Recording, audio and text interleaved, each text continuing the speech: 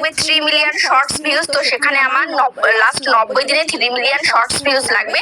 তো সেখান থেকে আমার 1900 পাবলিক শর্টস ভিউজ কিন্তু হয়েছে। আমি যদি ফুল মনিটাইজ করতে যাই তাহলে আমার 4000 ঘন্টা লাগবে। তো 4000 ঘন্টার জায়গায় আমার হয়েছে 2274 ঘন্টা। আর 10 মিলিয়ন ভিউজ লাগবে যদি আমার শর্টস এর চ্যানেল হয়। যদি তোমাদের শর্টস এর চ্যানেল হয় তাহলে 10 মিলিয়ন শর্টস ভিউজ লাগবে লাস্ট 90 দিনের মধ্যে। তো সেখানে আমার হয়েছে 1.9 কে। তো আমার টার্গেট হচ্ছে আমি 4000 ঘন্টা পূরণ করব, আমার শর্টস এর কিন্তু টার্গেট নয়।